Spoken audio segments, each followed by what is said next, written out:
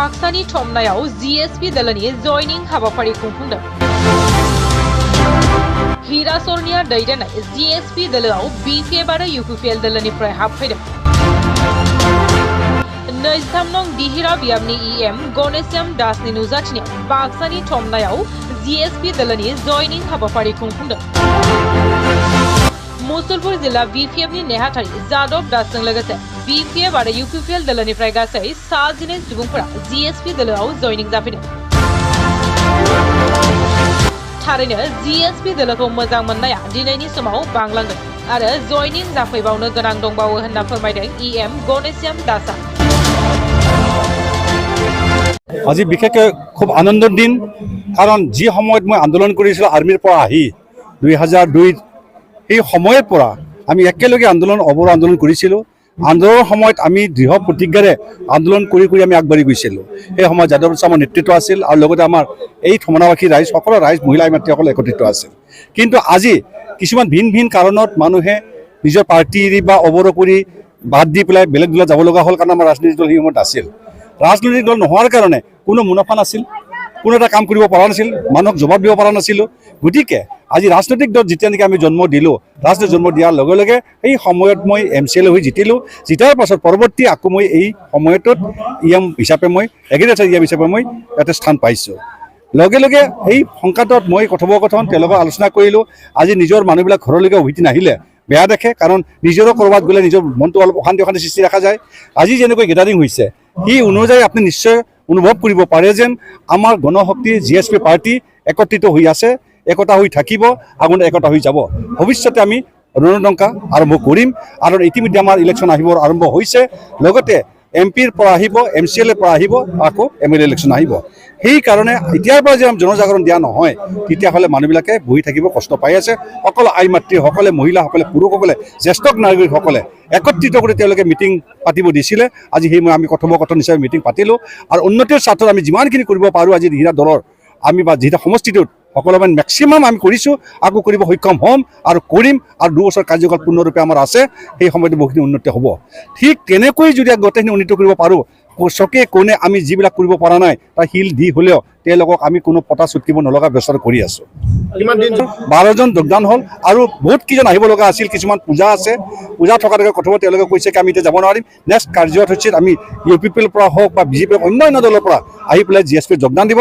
তাৰ লগতে আমাৰ দুমনিবাসীয়েও বহুতে যোগদান, মোটামুটি 300, 400, 500 মান যোগদান দিলে আৰু ঠিক তেনেকৈ আকৌ তেওঁলোকে দিব আৰু সেই মৰ্মে আমাক খবৰ দি আছে আমি যোগদান কাৰ্যসূচী কৰিব লাগিব। আপোনালোকে বৰ্তমান কোনো এইবিলাক আলোচনা একো হোৱাই নাই। আলোচনা নহয় তুমি একো ক'ব নোৱাৰিম, কাৰণ কিয় আলোচনা হোৱা নাই এইটো মই ক'ব নোৱাৰিম, কাৰণ এতিয়ালৈকে কোনো মানুহৰ পক্ষে কৰাই নাই কেণ্ডিডেট, কোনে হ'ব কোনে নহ'ব ৰণদংকা বজোৱাই নাই। যেতিয়ালৈকে ৰণদংকা বজাব তেতিয়াহে মই ক'ব পাৰিম। এতিয়া কোনে হ'ব কোনে নহ'ব আমি বিচাৰ কৰিম, বিচাৰ কৰি আমি নিজৰ আগবাঢ়িব চেষ্টা এটা কৰিম।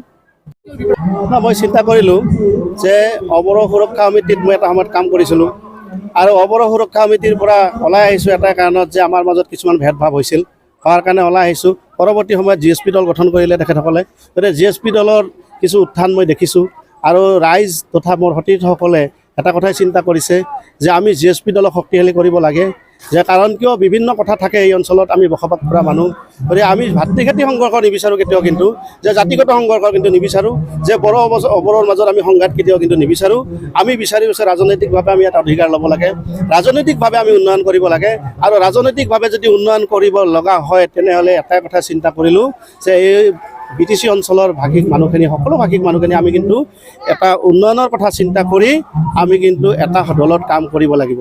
যে মই BPF দলত কাম কৰি ওলাই আহিছোঁ কিয় এটা কথা চিন্তা কৰিলোঁ যে BPF দলত মই 19 চনৰ পৰা কাম কৰিছিলোঁ, যে পৰৱৰ্তী যোৱা নিৰ্বাচন লোকসভা নিৰ্বাচনত আগমুহূৰ্তত মই BPF দলত মই কাম কৰিছিলোঁ। BPF দলত জইনিং কৰি মই BPF দলৰ মুছলপুৰ জিলা সমিতিৰ সম্পাদক হিচাপে মই কাম কৰিছিলোঁ। কিন্তু এতিয়া কথাটো গম পাইছোঁ তেখেতসকলৰ ভিতৰত কিছু মতানৈক্য আছে, যাৰ কাৰণে আমি ওলাই আহিব লগা হ'ল। কাৰণ আমি বিচৰা কথাখিনি তেখেতসকলে মানি নল'লে আৰু আমি বহুবাৰ তেখেতসকলক কৈছোঁ যে এই অঞ্চলত অসমীয়া মানুহখিনিৰ মাজত অসমীয়া এটা চেল বনাওক আপোনালোকৰ BPF দলৰ মাজত, তেখেতসকলে কিন্তু আহ্বান কৰিলে।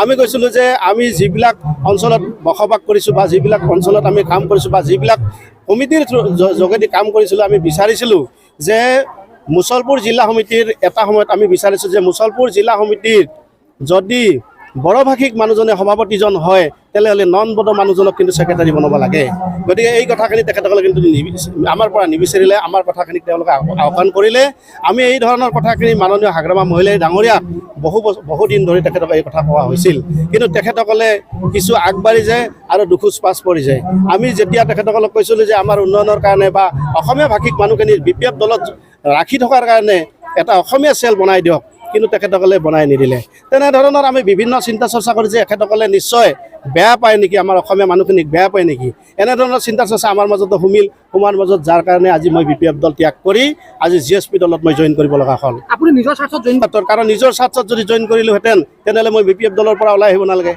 কাৰণ আপোনালোকেতো মিডিয়াৰ যোগেদি কৈ আছে যে এইবাৰ BPFৰ উত্থান হৈছে BPF যদি উত্থান হৈছে মইতো তাত ৰাজনৈতিকভাৱে বহুত পালোঁ হয় কিন্তু মই ৰাজনৈতিকভাৱে তেওঁলোকৰ মাজত মই নিজেই ব্যক্তিগতভাৱে পাব বিচৰা নাই যে এই অঞ্চলৰ সমস্যা আছে সেইকাৰণে মই কৈছোঁ যে এই অঞ্চলৰ উন্নয়ন কৰিব লগা হ'লে মই কিছু এৰা ধৰা কৰিব লাগিব আৰু তাৰ কাৰণে মই আপোনালোকক কৈছোঁ মোৰ ব্যক্তিগত স্বাৰ্থ একো নাই আজি সেইকাৰণে ব্যক্তিগত স্বাৰ্থ নোহোৱাৰ কাৰণে যে BTCৰ ভিতৰত এজনেই হ'ল মাননীয় ঘনশ্যাম দাস ডাঙৰীয়া তেখেতৰ দলত মই কিয় যোগদান কৰিলোঁ গতিকে এইকাৰণে যোগদান কৰিছোঁ মোৰ ব্যক্তিগত স্বাৰ্থ একো নাই যে মই টকা লৈ মই জইন কৰা নাই যে ডাঙৰীয়াৰ লগত মই 10 লাখ টকা লৈ মই জইন কৰা নাই ডাঙৰীয়াৰ লগত মই 5 লাখ টকা লৈ জইন কৰা নাই মই এটাই কথাই চিন্তা কৰিছোঁ এই অঞ্চলত বসবাস কৰি থাকিব লাগে ৰাজনৈতিকভাৱে উন্নয়ন কৰিব লগা হ'লে মই GSP দলকে শক্তিশালী কৰিব লাগে বুলি মই পুনৰ ঘূৰি আহিলোঁ এটা কথা